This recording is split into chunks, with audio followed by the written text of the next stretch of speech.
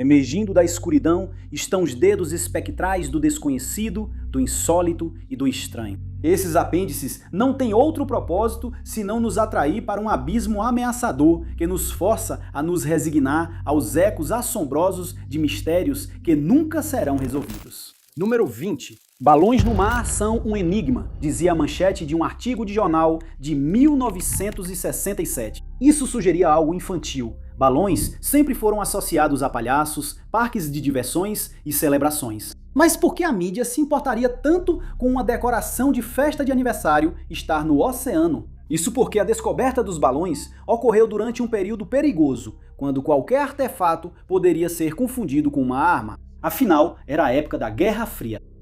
Era 29 de junho quando algo foi avistado boiando nas águas do Oceano Atlântico. Era uma caixa, não maior do que uma caixa de pão. Após sua descoberta na costa da Flórida, perto de Hallandale, as tensões surgiram imediatamente. As notícias haviam se espalhado de que os laços diplomáticos entre a União Soviética e Cuba haviam se fortalecido, o que representava uma ameaça maior para os Estados Unidos. Então, quando a caixa foi avistada boiando na água, a Guarda Costeira dos Estados Unidos foi enviada para investigar. Suas suspeitas foram imediatamente confirmadas quando descobriram que a caixa estava carimbada como propriedade da URSS. O endereço, porém, indicava que o objeto vinha do Instituto de Recursos Minerais de Cuba. Com o máximo de cautela, a caixa foi retirada da água e novas investigações estavam em andamento no escritório. Lentamente e com cuidado, a caixa foi aberta e dentro dela havia algo realmente intrigante. Um enigma, como a manchete havia sugerido. 7 balões amarelos estavam dentro da caixa, cada um com um tampão de borracha preta preso. Imediatamente, isso foi considerado estranho e possivelmente ameaçador, mas mais perguntas ainda surgiriam. Quando as autoridades examinaram a caixa mais de perto, encontraram uma etiqueta de peso nela. O peso total do pacote era de 50 quilos, ou aproximadamente 110 libras. No entanto, quando foi pesada, ela totalizou apenas 13,6 quilos, ou 30 libras. Uma quantidade significativa de peso havia sido perdida. Para onde foi o resto? Logo foi determinado que a caixa havia ficado à deriva nas águas por até 8 semanas, tendo supostamente sido enviada de Leningrado, Rússia. A quantidade de tempo que a caixa ficou à deriva pode ter permitido que o ar do balão escapasse. A sugestão de que os balões já haviam sido cheios representava um mistério. Na sala onde a caixa estava, os oficiais se reuniram ao redor e uma ideia assustadora foi dita em voz alta.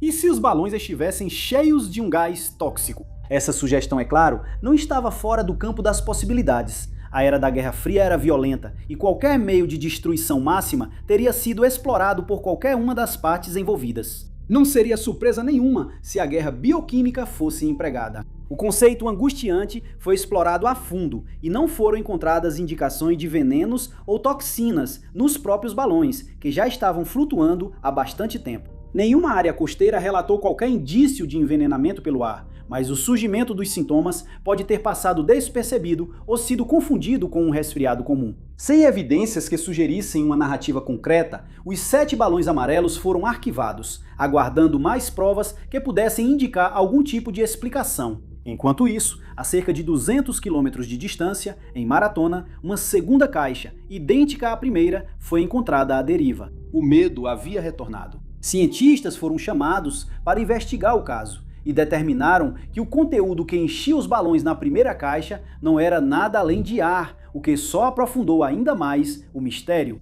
Apesar de extensas investigações e apelos por informações, nenhuma explicação jamais surgiu, deixando os 7 balões amarelos da União Soviética como um enigma sombrio. Número 19.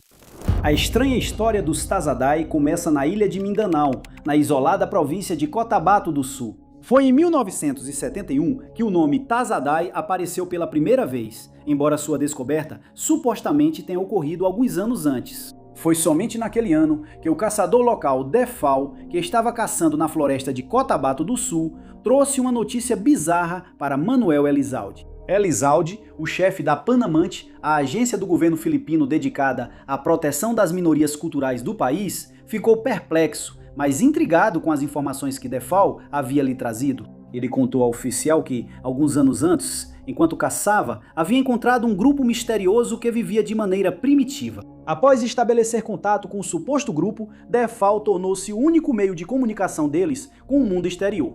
O interesse cresceu rapidamente e Elizalde ordenou que fosse marcado um encontro com essa sociedade intocada, ansioso para saber mais sobre suas origens e cultura. Então Defal fez exatamente isso, e em 7 de junho o oficial foi formalmente apresentado aos Tassadai. Supostamente, o grupo era composto por 27 pessoas, cada uma pertencente a 6 famílias estáveis. Eles viviam dentro das cavernas, no fundo da selva de Mindanão, levando um estilo de vida de coletores. A tecnologia deles era semelhante à da Idade da Pedra, levando Elizalde a acreditar que eram os últimos sobreviventes da Era da Idade da Pedra, completamente intocados pela modernidade. Quaisquer ferramentas que eles tinham eram feitas de madeira e pedra. Eles não tinham agricultura, não tinham habilidades de caça e não possuíam armas para a guerra. Após a reunião, Elizalde publicaria suas descobertas, descrevendo esse grupo misterioso como pacífico, sem meios ou palavras para guerra ou armas. Eles não demonstravam hostilidade e viviam intocados. Naquele ano, a descoberta dos Tassadai foi ofuscada pela Guerra do Vietnã, que ainda estava em andamento.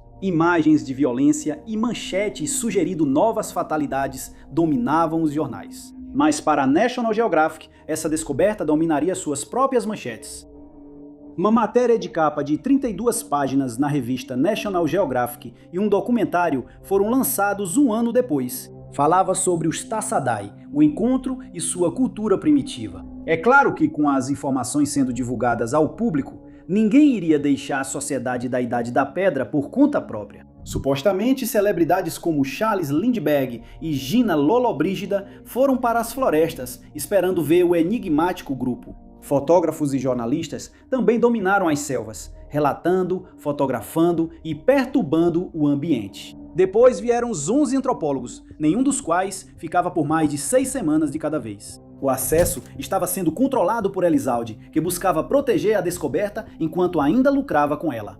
Então, tão abruptamente quanto apareceram, os Tassadai desapareceram. Em 1976, foi imposta uma proibição a todas as visitas ao povo da floresta. Ela foi instituída pelo presidente Marcos. Nos 10 anos seguintes, todas as notícias sobre os Tassadai cessariam. A maioria das pessoas começou a esquecer as histórias bizarras que tinham ouvido, e o conceito de uma sociedade da Idade da Pedra foi desaparecendo. Em 1986, a Revolução do Poder Popular derrubou o presidente, permitindo novamente o acesso à tribo Tassadai. Após investigação, a tribo havia desaparecido, com membros encontrados vivendo entre as comunidades locais, levando os antropólogos a declarar os Tassadai uma farsa. Mas o linguista americano Lawrence Reed mais tarde passou 10 meses com os Tassadai, descobrindo que eles eram realmente isolados, com práticas agrícolas únicas e um dialeto distinto. Ele teorizou que o isolamento deles durava pelo menos 150 anos, não 1000, e que a língua deles era relacionada ao manobo. Elizalde, que havia fugido, retornou e até ajudou os Tassadai a vencer um processo contra professores que os rotularam como uma farsa, deixando a verdade sobre a tribo envolta em mistério.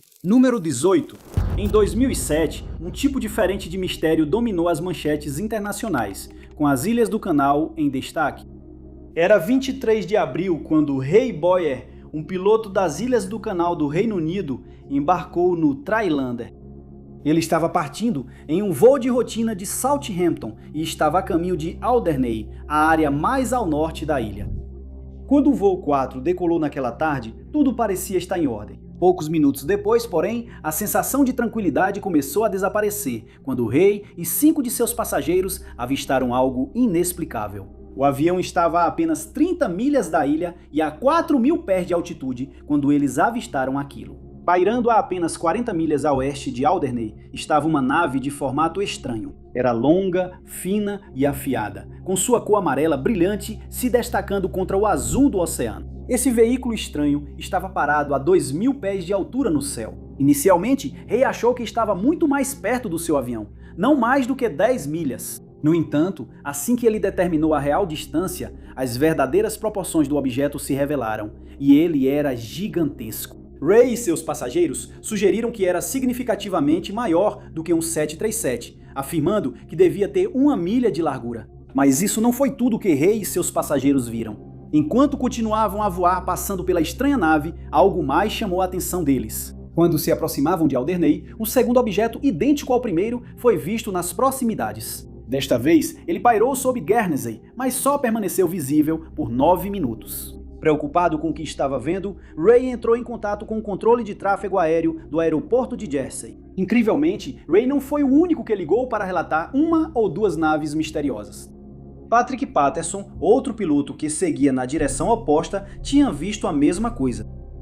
O piloto estava vindo das Ilhas Azuis e indo para Jersey ao mesmo tempo. Enquanto ele passava por Sark, ele passou pelo estranho objeto que pairava à sua esquerda. Ele descreveu a nave como fina, amarela e parecida com um disco compacto. Também estava exatamente no mesmo lugar onde Ray a havia avistado momentos antes. A história ficou ainda mais estranha quando pessoas em terra começaram a relatar a mesma coisa. A rádio BBC de Guernsey informou que 2 moradores de Sark haviam visto 2 objetos amarelos incrivelmente brilhantes pairando no céu. O controle de tráfego aéreo também rastreou esses objetos no radar por 55 minutos antes que eles desaparecessem. Apesar das investigações um ano depois, o relatório científico de 2008 não encontrou nenhuma atividade militar ou experimentos na área, e eles afirmaram que o controle de tráfego aéreo das Ilhas do Canal agora não tinha conhecimento dos objetos. Os especialistas não conseguiram identificar os objetos, teorizando explicações um tanto plausíveis como parelhos solares ou reflexos. Mas, no final das contas, os OVNIs do Canal da Mancha continuam sem explicação. Número 17.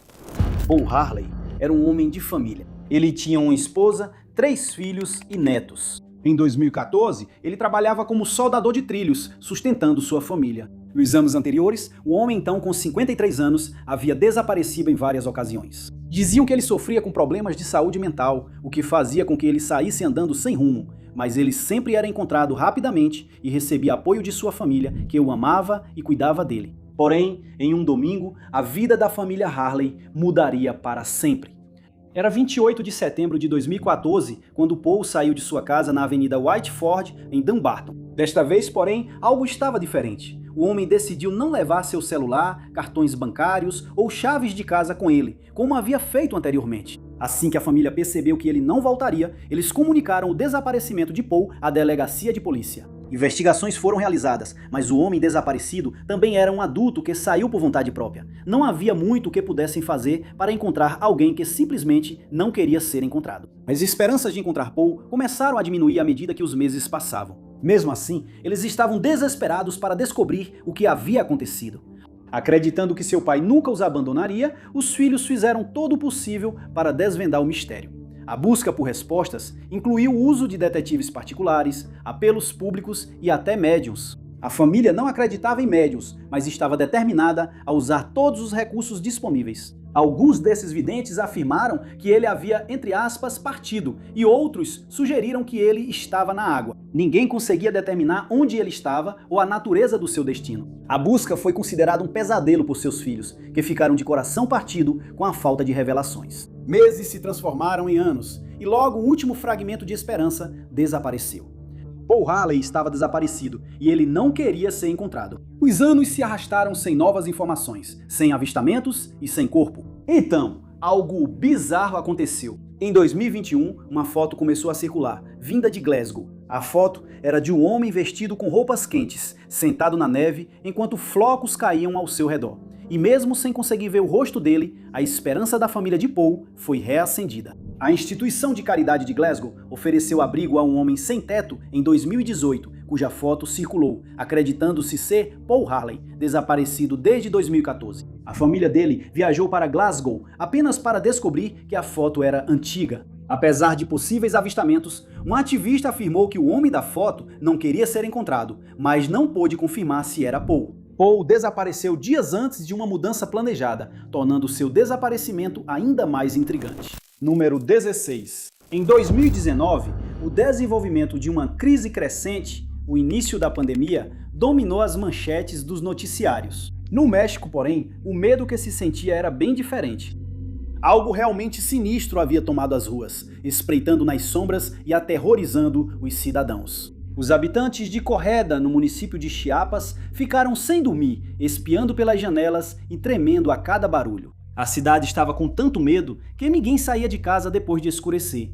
Eles acreditavam que havia alguém ou algo espreitando nas sombras, esperando a oportunidade de atacar. O que tornava essa situação misteriosa ainda mais assustadora era que se acreditava que o perseguidor não era humano, mas sim algo de origem sobrenatural. Relatos independentes começaram a inundar a delegacia e os policiais foram obrigados a emitir alertas públicos, o que acabou desencadeando pânico entre os moradores. As descrições da criatura afirmavam que ela tinha cerca de 2 metros de altura, exalava um odor desagradável, era imune a balas e conseguia saltar quase 3 metros de altura. Os relatos estavam descrevendo um lobisomem em Cogeda. À noite, os moradores podiam ouvir seu uivo e alguns até chegaram a ficar cara a cara com ele, ficando completamente pálidos de tanto medo. Os habitantes tinham avistado a criatura sombria andando pelos telhados e casas vizinhas. Eles observavam com medo de suas janelas, parcialmente escondidos e torcendo para que a criatura não os visse. Evidências físicas da criatura também começaram a aparecer. Elas surgiram na forma de pegadas alongadas e marcas de arranhões inexplicáveis que se aprofundavam na terra dura. A crença de que um lobisomem estava vagando pelas ruas era tão real que no escuro da noite, disparos de armas de fogo ecoavam. Alguns moradores corajosos estavam enfrentando o ser enquanto espalhavam ainda mais pânico pela comunidade. Um pastor da igreja local chegou a instruir as pessoas a colocarem velas do lado de fora de suas casas, acreditando que isso lhes traria paz e afastaria essa entidade misteriosa. A polícia investigou os relatos crescentes de lobisomem na região de Aguaê, em Correda, encontrando pegadas sem origem aparente com passos de 3 metros, maiores do que os de um ser humano. Reconhecendo o perigo, a polícia investigou ativamente.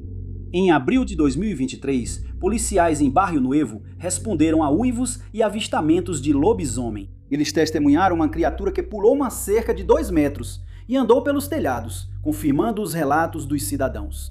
A falta de gravações e imagens do lobisomem de Cogeda, porém, gerou ceticismo. Sem provas físicas na forma de uma fotografia, a existência dos lobisomens continuou sendo um mistério. Explicações locais logo surgiram, variando de onças e jaguatiricas a morcegos e corujas, com alguns sugerindo que as testemunhas estavam apenas confusas na escuridão. O lobisomem de Chiapas estava condenado a ser um mistério duradouro. Seria histeria coletiva, um animal local ou algo mais sinistro? Uma criatura do folclore e do medo. Número 15.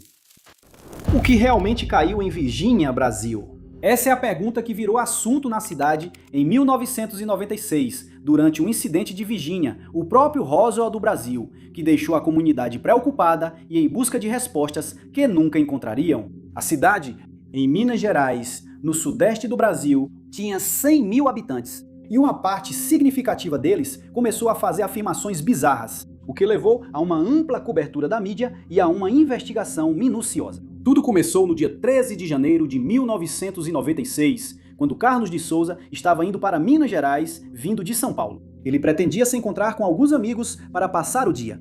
Eles tinham planos de voar em alguns aviões. Porém, durante a viagem, Carlos testemunharia um evento inexplicável. Ele avistou um estranho objeto em forma de charuto vindo diretamente em sua direção. Ele não conseguiu identificar o que era, mas a parte traseira havia sofrido danos extensos. Para ele, parecia que aquilo havia sido atingido por tiros. O objeto estava a 300 metros do chão e perdia a altitude rapidamente. Pouco antes de alcançar a rodovia, Carlos viu o objeto fazer uma curva completa repentina, voando na direção oposta, planando por um momento e então caindo direto no chão. Carlos encostou o carro e foi até o local onde viu o OVNI cair. Ele descobriu que o objeto havia feito um pouso forçado perto de uma casa branca. Estava vazando um produto químico que queimou 40 metros de grama. O objeto que ele tinha visto era do tamanho de um ônibus escolar e agora tinha destroços espalhados ao redor enquanto estava cravado na terra. Carlos sentiu um cheiro de amônia e encontrou um estranho destroço parecido com uma folha metálica que se autorreformava.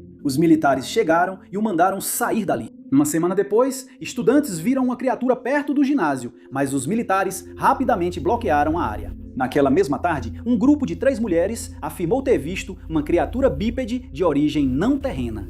Ela estava agachada em um pequeno terreno abandonado na cidade. Ela tinha cerca de 1,5 metro de altura e uma cabeça grande. Eles afirmaram que ela era magra, com pele marrom e oleosa. O dia terminaria com vários avistamentos extraterrestres inexplicáveis e pelo menos um relato de OVNI. A estranha e angustiante provação continua sem explicação e ainda perturba aqueles que a ouvem. Número 14. Suehiko Kiyuchi teve uma vida interessante. Ele foi escritor e caçador de cometas, tendo descoberto 4 cometas durante sua vida. Um desses cometas chegou até a receber o nome dele. Tentar encontrar esses objetos celestes não é fácil, já que eles emitem menos luz do que as estrelas. Kiyuchi era, portanto, considerado um grande caçador de bolas de neve cósmicas. Mas havia algo ainda mais notável que levou esse indivíduo à infâmia. Um mistério tão bizarro que os cientistas ainda ficam perplexos com sua história. Sua história começou em 1977, quando ele tinha 22 anos e trabalhava na Força Aérea de Autodefesa do Japão. Como despachante de voo, ele supervisionava o controle das operações aeronáuticas, especificamente para a base aérea de Hyakuryu, em Omitama, Ibaraki. Uma noite, enquanto estava no trabalho, Kuti foi tomado por uma dor intensa que irradiava do abdômen. Seus colegas de trabalho foram rapidamente alertados e ele foi levado às pressas para o hospital. No hospital, Kushi foi diagnosticado com uma obstrução do duodenal. Essa condição pode ser fatal, um sintoma do qual o jovem não conseguiria escapar. Após vários minutos tentando reanimá-lo, ele foi declarado morto. E foi isso. Os médicos tiraram suas roupas cirúrgicas e os preparativos estavam sendo feitos para o corpo. 30 minutos depois, a equipe do hospital já havia voltado à sua rotina habitual. Então, algo realmente inexplicável aconteceu. Kuti acordou. Ele foi revivido como se estivesse em um sono profundo, mas não estava. Vários médicos estavam presentes em seu falecimento, e seus esforços para reanimá-lo foram em vão. Embora muitos esperassem que Kushi, tendo partido há tanto tempo, teria algum nível de dano cerebral ou outros problemas de saúde, ele estava perfeitamente bem, exceto pelo fato de ter tido um encontro bastante bizarro durante seu quase descanso eterno. Ao chegar na escuridão total, Kushi avistou uma luz à distância. Essa luz acabou sendo um túnel para o qual ele se sentiu inexplicavelmente atraído. Ao entrar, foi transportado para uma nova cena, repleta de flores e um campo exuberante e florido. O mais incrível é que Kushi afirmou ter todas as sensações do corpo. Ele caminhou descalço e podia sentir o solo e a grama sob seus pés. Logo ele descobriu um rio com um barco que balançava sobre as águas. Ele subiu no barco e usou as mãos para remar, uma atividade extenuante que o deixou cansado quando chegou ao outro lado. Quando chegou à margem, Kushi percebeu que não estava sozinho. Já havia 5 estranhos se aproximando dele, um dos quais perguntou por que ele estava ali.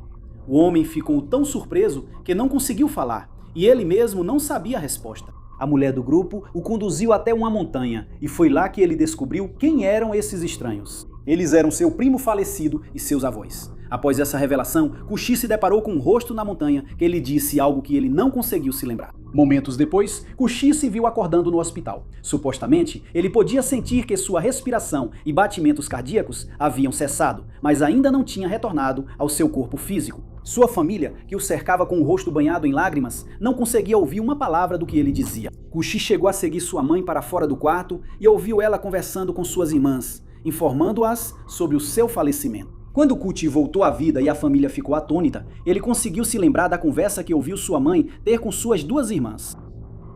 Todos ficaram perplexos com essa declaração. Depois disso, Kuti começou a se lembrar de outros eventos que havia vivenciado. Em uma dessas experiências, ele havia viajado milhares de anos do passado, até a época do Grande Dilúvio. Ele descobriu que as águas vinham de um cometa que havia passado muito perto da Terra. A força gravitacional puxou o gelo do cometa para a atmosfera da Terra, causando uma chuva imensa que elevou o nível do mar em 2.000 metros instantaneamente. Supostamente, Kushi presenciou a criação do universo. Ele afirmou ter voltado no tempo até o início de tudo. Foi uma experiência que o forçou a reconsiderar sua crença no Big Bang e, em vez disso, sugeriu a presença de uma mente universal maior, onde o universo é uma grande consciência. O jovem também foi capaz de prever alguns aspectos do futuro, afirmando que nos anos 80 a humanidade descobriria evidências de uma civilização avançada do mundo antigo. E entre 2024 e 2027, esqueletos gigantes seriam encontrados na América do Sul. Todos esses eventos ocorreram em um intervalo de 30 a 40 minutos, deixando Kushi e o mundo com muitas perguntas sem resposta. Médicos e cientistas ficaram perplexos com seu retorno à vida e as histórias estranhas com as quais ele voltou. Número 13. Rumores de milagres frequentemente deixam muitos questionando se são realmente um evento sagrado, uma farsa ou uma manifestação de histeria coletiva. Quando se trata das visões de Virgem Maria e sua suposta mensagem divina, que ocasionalmente aparecem nas notícias, não podemos deixar de nos perguntar a mesma coisa. Esse foi o caso em outra ocorrência milagrosa, que começou em 12 de janeiro de 1973. Irmã Agnes Katsuko Sasagawa, uma freira japonesa que era surda, foi a primeira a experimentar visões estranhas de natureza inexplicável.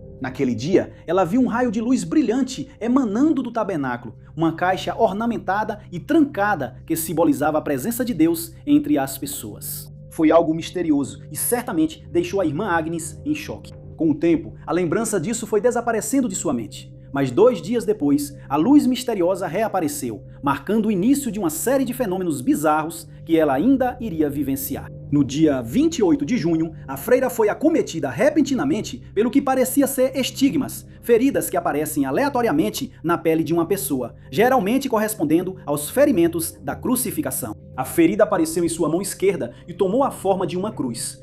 A mão da irmã Agnes ficou manchada de vermelho e latejando de dor. Após reconhecer isso, uma escultura de madeira de Maria que ficava próxima se iluminou. Dias se passaram sem outro incidente até o início de julho, quando a entidade finalmente decidiu se dirigir a ela com palavras. Enquanto rezava na capela, uma estátua da Virgem Maria abençoada, esculpida em um único bloco de madeira da árvore Katsuya, tornou-se o receptáculo de uma mensagem. Dela emanou uma voz, que a irmã Agnes conseguiu ouvir milagrosamente.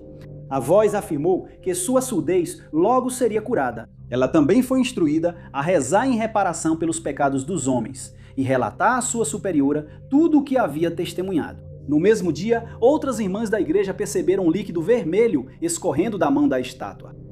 Em 4 ocasiões, o líquido voltou a escorrer, causando uma onda de medo e também de curiosidade na igreja. Supostamente, a ferida que marcou a mão da estátua permaneceu lá por meses, antes de desaparecer enigmaticamente no dia 29 de setembro. As irmãs então perceberam que suor havia começado a se formar no pescoço e na testa da Virgem Maria. Alguns dias depois disso, irmã Agnes receberia uma segunda mensagem. Desta vez, a voz explicou que uma ira que crescia no Senhor sugeria que um grande castigo seria infligido a toda a humanidade. Mais uma vez, a freira foi instruída a relatar ao seu superior o que lhe havia sido dito.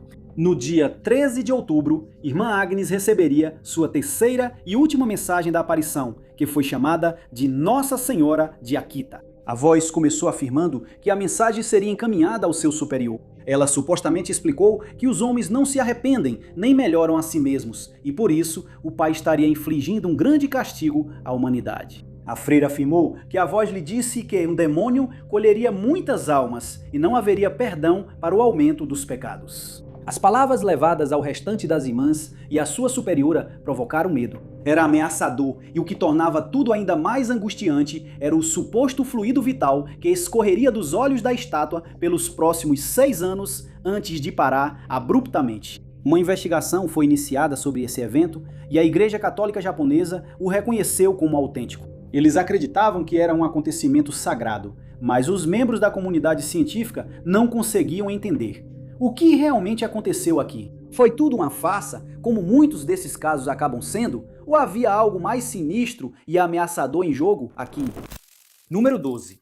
Eventos estranhos e misteriosos não se limitam a igrejas, aos céus ou às sombras dos bairros. Essas ocorrências assustadoras podem acontecer em qualquer lugar e qualquer pessoa pode presenciá-las. O lugar menos esperado para que um acontecimento inexplicável ocorra, porém, seria um centro espacial. Que isso seja testemunhado por um funcionário da própria instituição também vai além do que seria provável. No entanto, em 1986, foi exatamente isso que aconteceu. Era uma noite ventosa em Houston, Texas, e a escuridão estava se aproximando do Centro Espacial Johnson da NASA. Encerrando o expediente naquela noite estava o arquivista da NASA, Frank Shaw, que havia acabado de terminar seu turno e estava indo em direção ao seu carro no estacionamento. Tinha sido um dia bastante tranquilo no escritório. Para Shaw, porém, o dia estava prestes a ficar muito mais interessante, mas não da forma que ele esperava. Porque ao se aproximar de seu veículo, o arquivista parou ao ver algo se mover pelo canto do olho. Ele inclinou a cabeça para cima, erguendo o olhar até o topo do enorme prédio do Centro Espacial Johnson.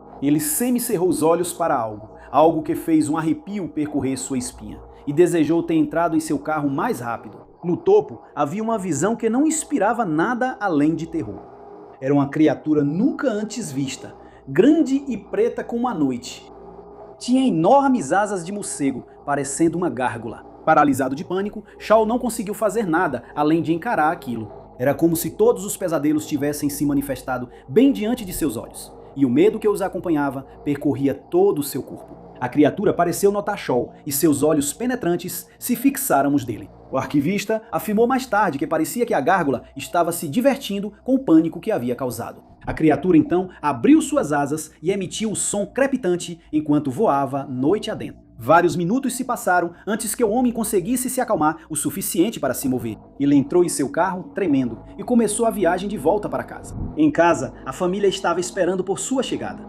Ele estava mais atrasado do que o normal, o que deixou todos preocupados. Assim que Shaw chegou em casa, eles perceberam imediatamente que algo estava errado. Shaw estava pálido e sem fôlego, e logo começou a contar a história mais insana que eles já tinham ouvido. Claro, a família não acreditou nele e achou que ele devia ter interpretado mal o que tinha visto. Juntos, eles decidiram que ele não deveria contar a ninguém sobre o que viu, e Shaw cumpriu sua palavra enquanto tentava apagar aquela noite da sua mente. Atormentado pelo pensamento desse ser monstruoso, porém, ele confidenciou a um amigo, que também era seu supervisor. Esperando ser demitido ali mesmo, Shaw ficou agradavelmente surpreso com a resposta. O supervisor lhe disse que ele não era o primeiro a ter avistado a gárgula. Supostamente, um arquivo já havia sido aberto após um avistamento anterior e o falecimento inexplicável de 2 guardas no centro espacial. Shaw sentiu um certo alívio, mas o fato de que ele não estava louco ou que não tinha imaginado o ser levantava uma série de novas perguntas e riscos ainda maiores. O que ele e outras testemunhas estavam vendo em Houston? Número 11. No dia 11 de março de 2011, os moradores da fossa do Japão tiveram um despertar brusco. Um terremoto com uma magnitude assustadora de 9,1 atingiu ao largo da costa nordeste de Honshu, desencadeando um tsunami massivo que chegou às praias em apenas 30 minutos, derrubando os muros de contenção do mar e desativando 3 reatores nucleares nos dias que se seguiram. Ficou conhecido como o terremoto e tsunami de Tohoku de 2011. Foi um desastre que arrasou casas, destruiu terras, desativou o fornecimento de energia e tirou milhares e milhares de vidas. Foram registradas 15.899 mortes, com 6 pessoas desaparecidas e mais de 6 mil feridos. 123 mil casas desabaram e mais 1 milhão de casas ficaram danificadas. O tsunami, com cerca de 3,5 metros de altura e avançando a 800 km por hora, foi responsável pela maior parte dos danos. Aqueles cujas vidas foram poupadas pelo evento angustiante ficaram sem casas, sem comida e com uma imagem aterrorizante gravada para sempre em suas mentes. Junto com as visões do evento intenso e traumatizante, as estatísticas e os danos, existe um mistério que desafia a explicação. Era o mistério de uma onda de supostos avistamentos de fantasmas e encontros inexplicáveis que começariam após a destruição causada pelo tsunami. Justo quando a vida na costa começava a voltar ao normal, os avistamentos estranhos começaram. Motoristas de táxi nas áreas mais afetadas como Sendai ou Ichinomaki relataram algumas histórias perturbadoras. Vários motoristas afirmaram que pegavam passageiros que misteriosamente desapareciam no meio da corrida, antes mesmo de chegar ao destino. Frequentemente, os passageiros forneciam endereços que não existiam mais, em bairros que o tsunami havia destruído. Após o tsunami, motoristas de táxi relataram bancos traseiros estranhamente gelados e conversas confusas com esses passageiros fantasmagóricos, muitas vezes completando as rotas mesmo quando os passageiros desapareciam. Outros moradores viram figuras encharcadas pelo tsunami, objetos se movendo inexplicavelmente e aparelhos eletrônicos agindo de forma estranha. Apesar das alegações dos céticos sobre Tept, os moradores mantiveram suas histórias, deixando um mistério assustador e intrigante. Número 10. O grifo é uma criatura mítica que, segundo as lendas, possui o corpo, as patas traseiras e a cauda de um leão, junto com a cabeça, as asas e as garras dianteiras de uma águia. Como essa imagem incorpora tanto o rei dos animais quanto o rei das aves, o grifo é frequentemente usado como símbolo de coragem, poder e proteção divina em determinados contextos. Acredita-se que o mito tenha se originado na Rota da Seda, quando antigos viajantes encontraram restos fossilizados do dinossauro Protoceratops e, por engano, acreditaram que a criatura possuía as partes do corpo mencionadas anteriormente. Enquanto a maioria de nós tem certeza de que o grifo é apenas um mito, os moradores de Brentford, no oeste de Londres, Inglaterra, não têm tanta certeza assim. Dizem que a criatura foi avistada lá em várias ocasiões e desde então deixou sua marca na região. A Griffin Brewery, que fica próxima a Chiswick, é um bom exemplo disso, assim como o clube de futebol de Brentford, que joga suas partidas em casa no Griffin Park. Além disso, o brasão das áreas de Brentford e Chiswick contém 2 grifos segurando um escudo entre eles. Todas essas referências remontam a uma história de meados do século XVII, quando o rei Carlos II estava no poder. Disse que ele estava tendo um caso com uma mulher chamada Nell Gwyn e que decidiu lhe dar um presente especial, que era um grifo. Ela manteve a criatura em sua casa em The Butts, que agora é conhecida como Brent Road, e lá um acidente infeliz aconteceu. Um dia, o grifo de alguma forma acabou caindo no rio Brent e foi levado até o rio Tâmisa. Desolada, Nell acreditava que a criatura havia se afogado, mas, sem que ela soubesse, ela conseguiu chegar a Brentford Edge, onde conseguiu alcançar a margem. Ela continuou vivendo naquela área e logo conseguiu encontrar um par.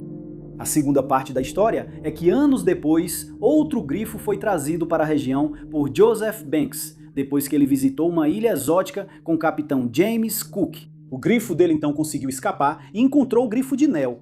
O casal teve vários filhotes antes de desaparecer inexplicavelmente, e as pessoas diziam ver essas criaturas de vez em quando. Um homem chamado Kevin Chippendale relatou em 1984 que estava andando pela Braemar Road quando avistou uma criatura estranha no céu, sobre o telhado do complexo de apartamentos Green Dragon. Ele afirmou que a criatura tinha um focinho de um cachorro, 4 patas e um par de asas que a ajudavam a voar pelo céu 6 fuços. Ele viu a mesma criatura novamente no ano seguinte e só então percebeu que ela se parecia muito com o grifo da placa do pub Griffin. Desta vez, várias outras pessoas também viram a criatura e ficaram perplexas. Logo, mais moradores da região começaram a relatar avistamentos semelhantes, embora a maioria das pessoas acredite que eram farsas ou que a mídia foi responsável por sensacionalizar aquele avistamento inicial equivocado. Seja como for, muitas pessoas em Brentford continuam insistindo que o grifo realmente existe e que todos esses avistamentos foram genuínos. Número 9.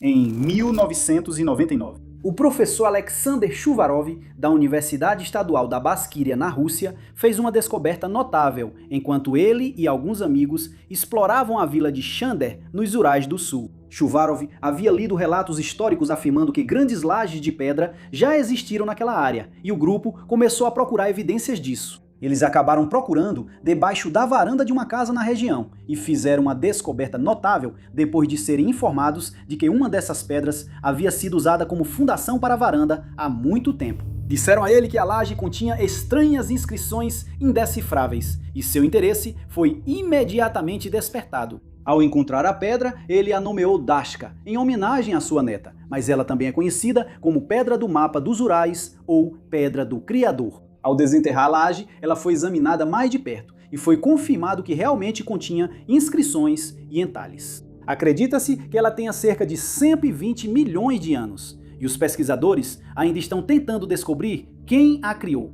A pedra tem cerca de 1,5 metro de altura e pesa aproximadamente 1 tonelada. Foi determinado que as inscrições contidas nela são um mapa da região dos Montes Urais, o que já é notável por si só, mas os pesquisadores ficaram impressionados com a precisão com que foi desenhado. Ela mostra as redes de canais da região, os caminhos do sistema de irrigação e, mais impressionante ainda, 2 represas artificiais que se acredita terem existido na época. Essas represas eram tão grandes que os cientistas estão tendo dificuldade para entender como essa civilização antiga poderia tê-las construído com ferramentas e técnicas primitivas. Isso sugeriria que os criadores da pedra tinham algum tipo de conhecimento superior. E por causa disso, muitas teorias foram sugeridas sobre quem desenhou o mapa e como conseguiram fazer isso. Análises adicionais mostraram que a pedra contém 3 camadas diferentes, uma de porcelana, outra de vidro de diopsídio e outra de dolomita. Vale ressaltar que esses 3 materiais nunca são encontrados fundidos juntos na natureza, trazendo ainda mais mistério para essa descoberta já inexplicável. A camada de porcelana contém o mapa em questão. Mas o que deixou os historiadores perplexos é o fato de que, para criar essa porcelana, seriam necessárias temperaturas extremamente altas. E isso deveria ter sido impossível naquela época, já que só conseguimos produzir essas temperaturas sob condições controladas e extremamente perigosas nos tempos modernos. Isso contradiz as teorias de muitos especialistas que acreditam que a pedra é apenas uma formação natural e não um mapa. Chuvirov afirmou que o mapa só poderia ter sido criado a partir de um ponto de vista aéreo, já que mostra a área com precisão tridimensional. Quanto à escrita e aos símbolos esculpidos na pedra, ninguém chegou perto de decifrá-los. Várias outras línguas antigas, como o sumério, o sânscrito e o proto-chinês, foram comparadas com a pedra, mas nenhuma dessas línguas tem qualquer semelhança com a escrita na laje. Ainda mais estranho é o fato de que, na época em que se diz que a pedra foi criada, dinossauros e criaturas semelhantes vagavam pela Terra, e os hominídeos nem sequer existiam ainda. Pesquisas adicionais estão sendo realizadas e, com sorte, um dia entenderemos o verdadeiro propósito da pedra do mapa dos Urais. Número 8. O Monte Washington, que fica em New Hampshire, nos Estados Unidos, é um dos marcos mais icônicos da trilha dos Apalaches. Com 8 pés de altura, é o pico mais alto do nordeste do país. A trilha também conta com vários abrigos do Clube de Montanhismo dos Apalaches. E embora a construção desses abrigos tenha sido feita com boas intenções, eles se tornaram um tanto controversos entre os caminhantes que se atreveram a enfrentar a trilha. É bem conhecido que as condições climáticas na trilha podem mudar muito rapidamente, e muitos caminhantes já se viram expostos aos elementos sem nenhum tipo de abrigo. Dizem que essas cabanas já salvaram muitas vidas nessas circunstâncias, mas nem todos gostam delas. Alguns caminhantes acreditam que estão sendo cobrados caro demais para usar as cabanas, e eles não gostam do fato de que alguns caminhantes de longa distância muitas vezes não precisam pagar, já que oferecem seu trabalho em troca de comida, abrigo e água.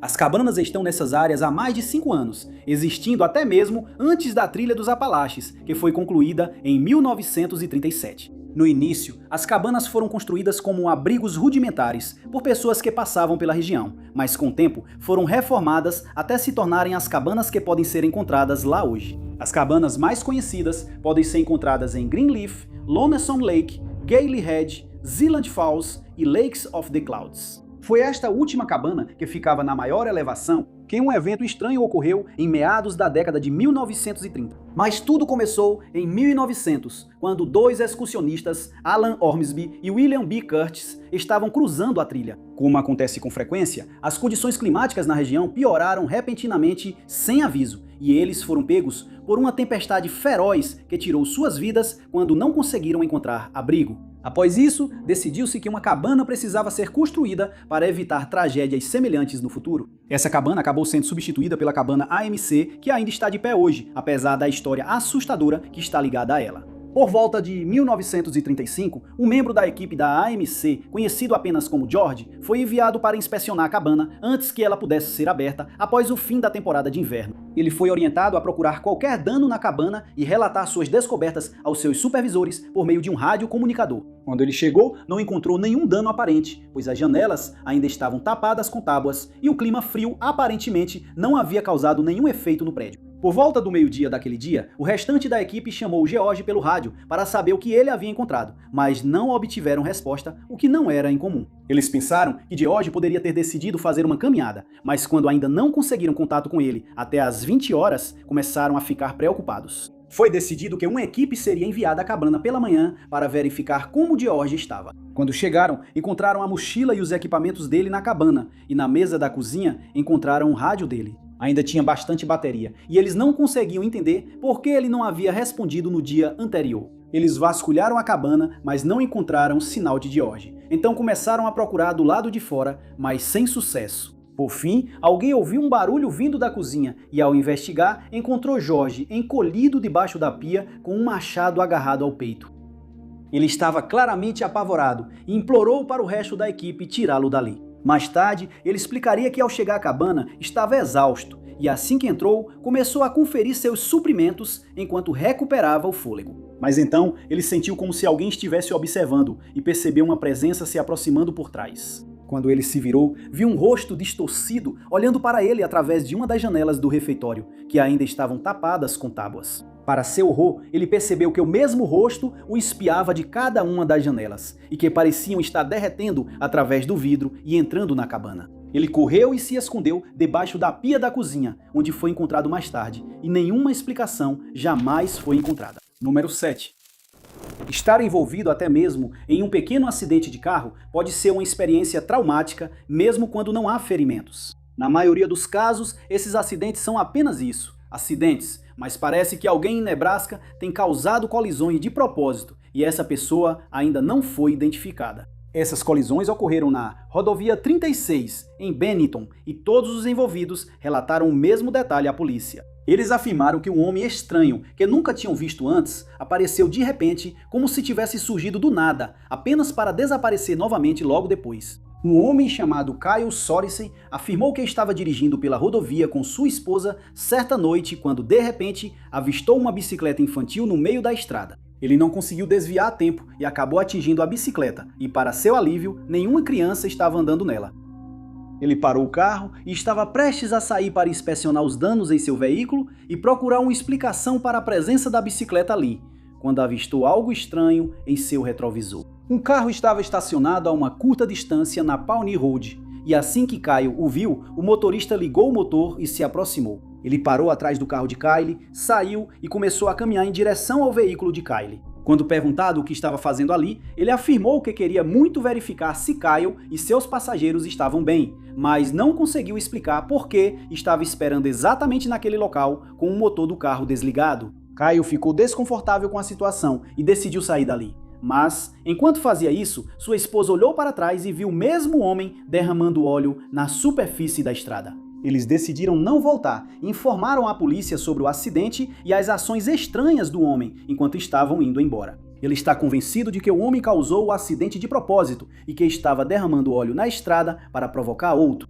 Pouco tempo depois, um homem chamado Garrison Beach estava dirigindo pela rodovia com sua esposa Skylar quando eles tiveram que desviar para evitar um acidente. Um grande pedaço de metal havia sido colocado na estrada e após desviar dele por pouco, o carro acabou em uma vala. O homem então veio de um carro estacionado ali perto e se ofereceu para levá-los até a delegacia. Garrison afirmou que era como se o homem estivesse esperando por eles e eles recusaram sua oferta. Mas assim que fizeram isso, ele correu de volta para o carro e foi embora. Vários outros relatos de objetos sendo colocados na estrada foram recebidos e uma investigação está em andamento para finalmente identificar o homem responsável. Número 6. Em 1815, Elizabeth Fanning, de 20 anos, estava trabalhando para Orla Bar Turner, em Londres, Inglaterra. Ela havia sido contratada como cozinheira da família e todas as noites preparava o jantar para Orla Bar, sua esposa Margaret, o filho deles e a nora Charlotte. Ela se dava bem com a família e com os outros membros da equipe, que consistiam em uma faxineira, Sarah Peer, e seus 2 aprendizes. Mas, certa noite, o clima na casa mudou quando Eliza foi até o quarto de um dos aprendizes para perguntar se podia pegar uma vela emprestada. No caminho, ela encontrou Charlotte, que achou que ela estava vestida de forma inadequada e ameaçou demitir Eliza. Depois, ela disse a Eliza que não gostou do que foi dito, mas fez o possível para continuar com suas tarefas normalmente. Sem saber que tanto Charlotte quanto Sarah tinham desenvolvido antipatia por ela, Eliza ficou mais confiante em suas habilidades culinárias e decidiu fazer alguns bolinhos.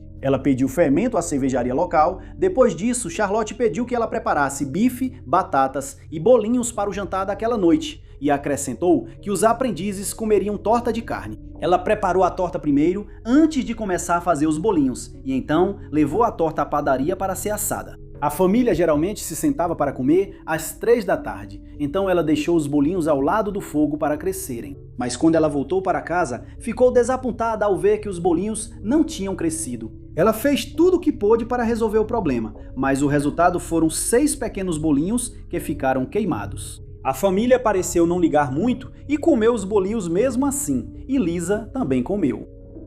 Poucos minutos depois, toda a família e Eliza, assim como um dos aprendizes, passaram muito mal e um médico foi chamado. Ela também pediu para Sarah chamar o pai dela, William Fanning, que trabalhava na rua Red Lion, em Holborn, como comerciante de batatas. William só se lembraria depois que ela havia pedido para ele ir até a casa, já que ela não mencionou que era um assunto urgente. Quando ele chegou a casa por volta das 10h30 daquela noite, disseram a ele que Elisa estava fora, e só mais tarde veio à tona que Carlota havia mandado Sarah contar essa mentira. John Marshall, um dos médicos que esteve na cena, examinou a tigela que Elisa usou para fazer os bolinhos e concluiu que havia arsênico presente. Elisa imediatamente se tornou suspeita e foi presa. Seus pais conseguiram juntar 5 libras para contratar um advogado de defesa e um solicitador. Por outro lado, os Turners tinham acesso a vários especialistas jurídicos e dinheiro para pagá-los generosamente. No julgamento, foi argumentado que Elisa ainda estava zangada por ter sido repreendida por Carlota e que foi ela quem envenenou a família em um ato de vingança. Também foi alegado que ela havia roubado do escritório do aprendiz o arsênico usado.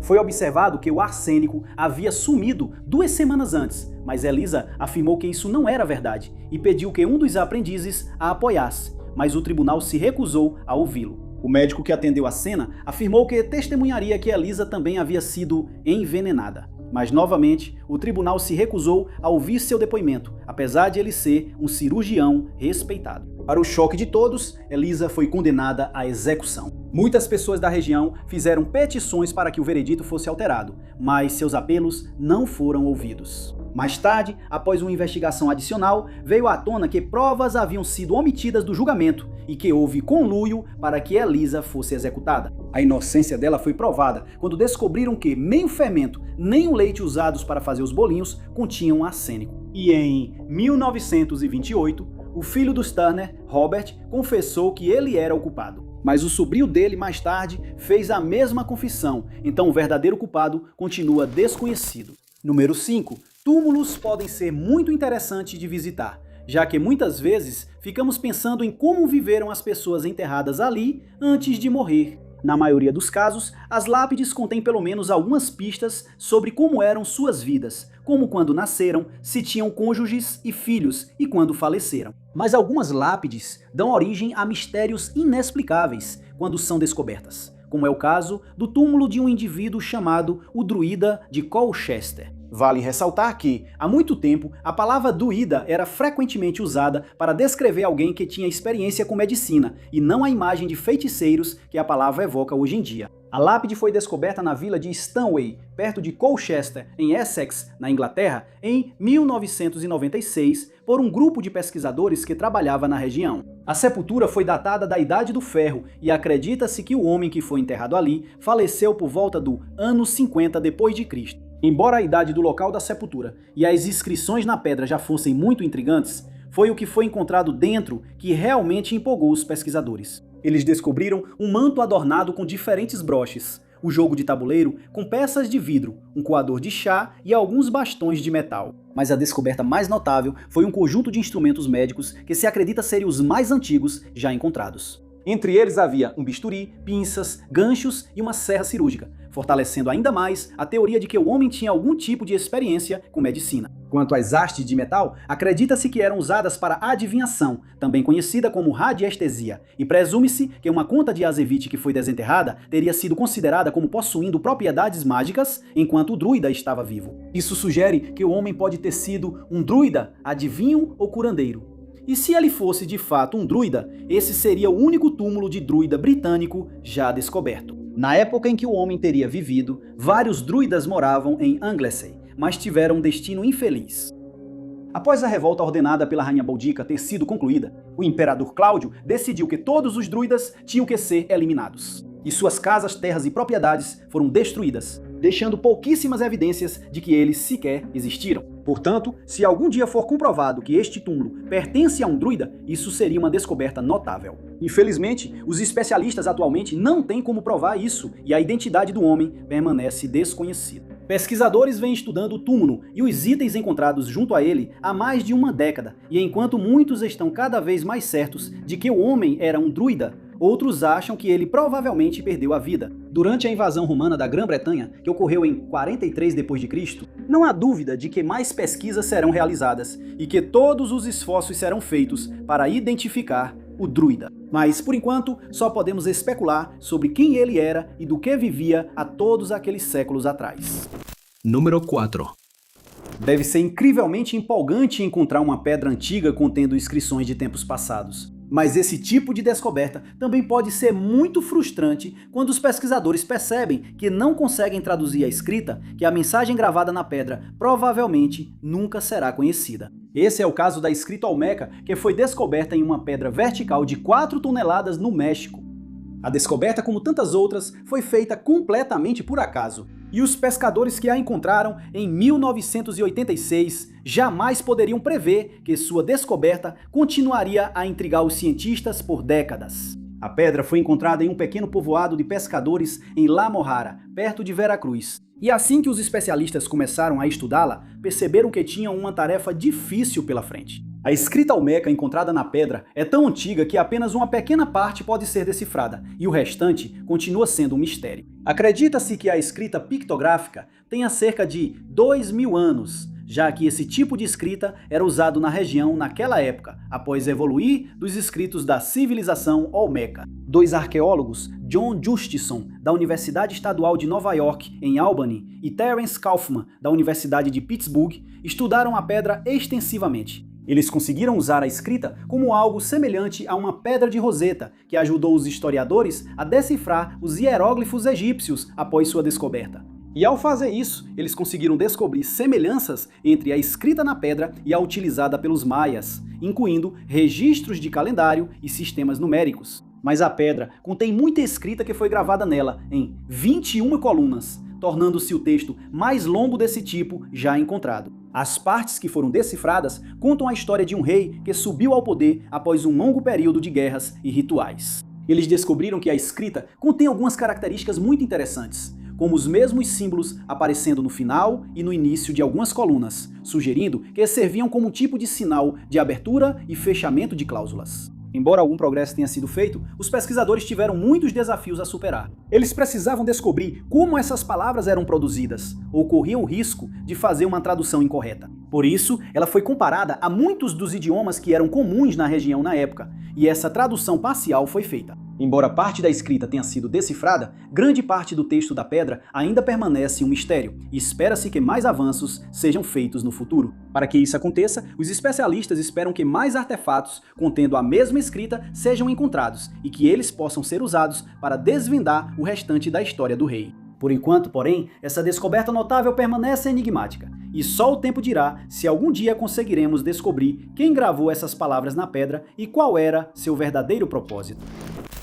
Número 3. As criaturas conhecidas como pés grandes dispensam apresentações, já que estão entre os criptídeos mais comentados de todos os tempos, junto com seu primo, o Sasquatch e o monstro do Lago Ness. Muitas pessoas acreditam que os pés grandes existem, afirmando terem tido encontros próximos com essas criaturas, mas muito mais gente continua cética, já que nunca foi encontrada nenhuma prova real da existência deles. Os avistamentos mais comuns do pé grande são relatados todos os anos no noroeste do Pacífico dos Estados Unidos, e a área com mais relatos é o estado de Washington. Eles também teriam sido vistos na Califórnia, Oregon, Colômbia Britânica e outras áreas selvagens, mas ninguém jamais conseguiu fornecer imagens conclusivas ou outras provas dessas alegações. Enquanto o pé grande é bem conhecido nos Estados Unidos e na maioria dos outros países, outra criatura semelhante que foi avistada na Nova Zelândia ao longo dos anos é muito mais obscura, mas tão misteriosa quanto sua contraparte americana. A criatura, que é conhecida como Homem Morreal,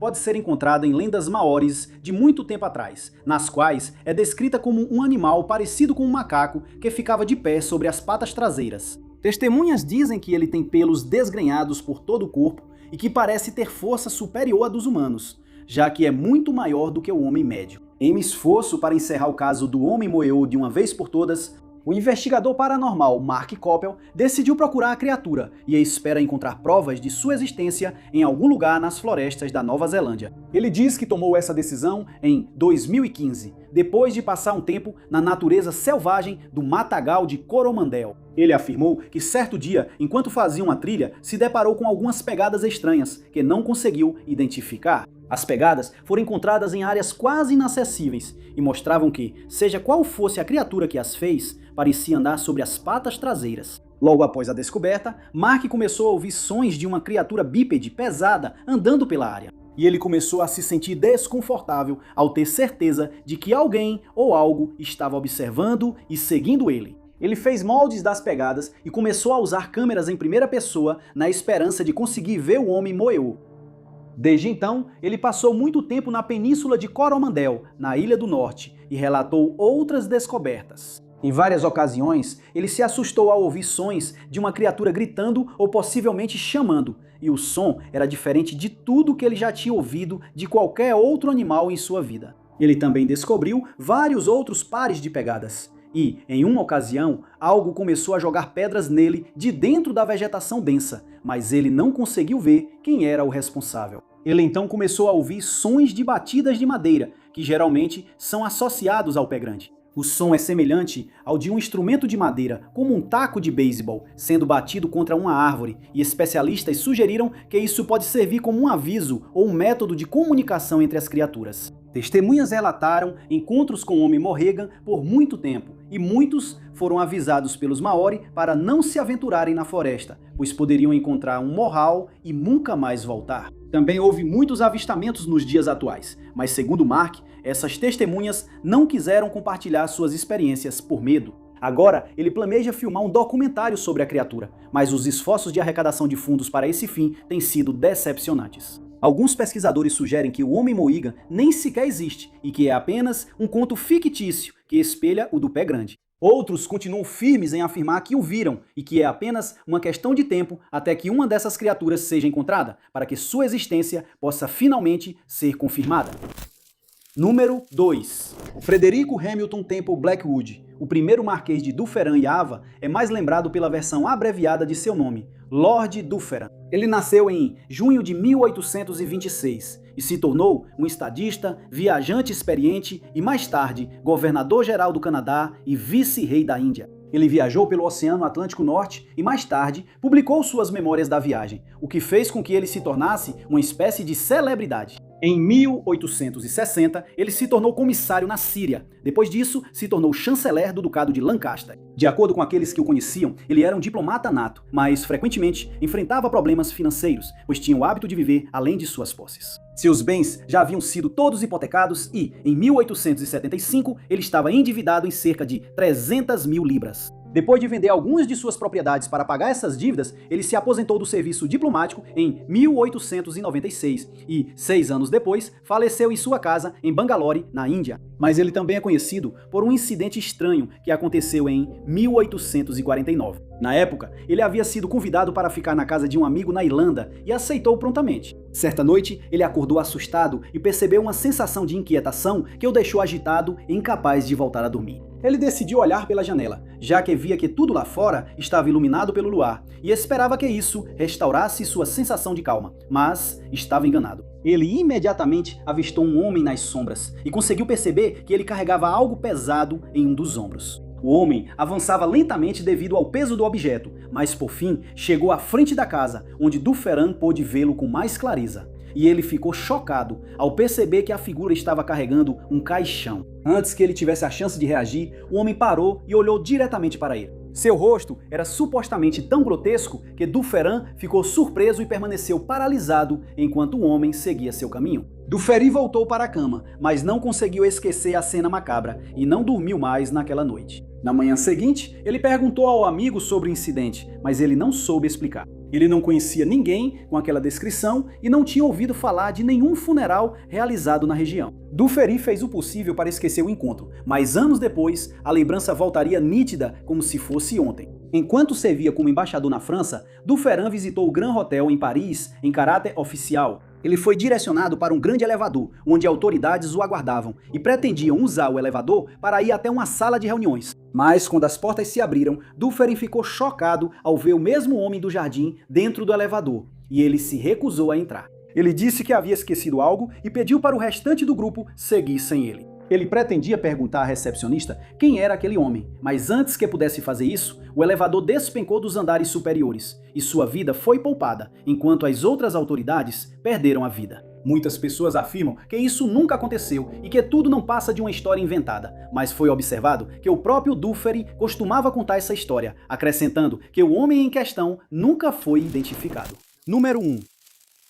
A floresta Roia Bacio, que fica na Romênia, ganhou fama graças aos eventos inexplicáveis relatados por pessoas que visitaram a região. Dizem que os moradores locais evitam a floresta a todo custo, já que muitas pessoas desapareceram lá de forma inexplicável, e por isso ela foi apelidada de Triângulo das Bermudas da Romênia. Mas esses desaparecimentos são apenas a ponta do iceberg, de acordo com algumas pessoas que vivenciaram eventos estranhos dentro da floresta. Acredita-se que o primeiro desaparecimento em Oia Baciu ocorreu há mais de 100 anos, quando um pastor entrou na floresta com cerca de 200 ovelhas. Nem ele nem suas ovelhas foram vistos novamente, e a floresta recebeu seu nome.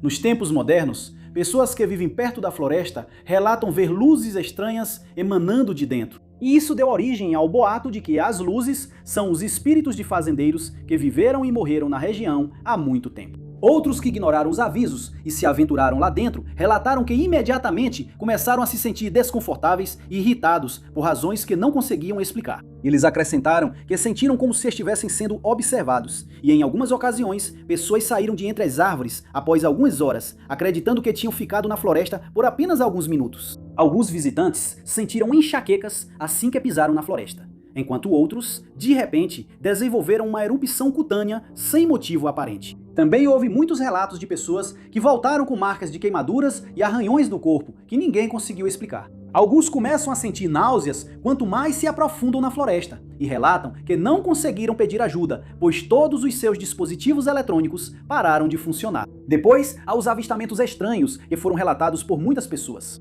Eles afirmam que, enquanto apreciavam a paisagem, decidiram tirar algumas fotos, como a maioria de nós faria, mas, quando essas fotos foram revisadas depois, continham rostos e figuras fantasmagóricas que não podiam ser vistos no momento. Algumas pessoas ouviram o som de vozes femininas desencarnadas, mas não conseguiram encontrar a fonte. Outros, de repente, se lembraram de memórias distantes do passado que tinham esquecido completamente, e assim que saem da floresta, esquecem novamente. Uma história conta que uma garota perdeu a vida na floresta e, apesar de várias buscas, ela não pôde ser encontrada. Mas 5 anos depois, ela saiu da floresta vestindo as mesmas roupas, sem ter envelhecido um único dia e sem nenhuma lembrança dos anos que se passaram. Isso levou muitas pessoas a sugerirem que a floresta contém algum tipo de portal para outro universo, ou que esses eventos estranhos estão ligados a atividades extraterrestres, enquanto outros acham que algo maligno vive nas árvores. Muito obrigado por assistirem, pessoal! Se você gostou deste vídeo, não esqueça de clicar no botão de curtir. Além disso, não se esqueça de se inscrever e ativar o sininho para ficar por dentro de todos os nossos próximos vídeos. Meu nome é Tic Nods e vejo vocês no próximo.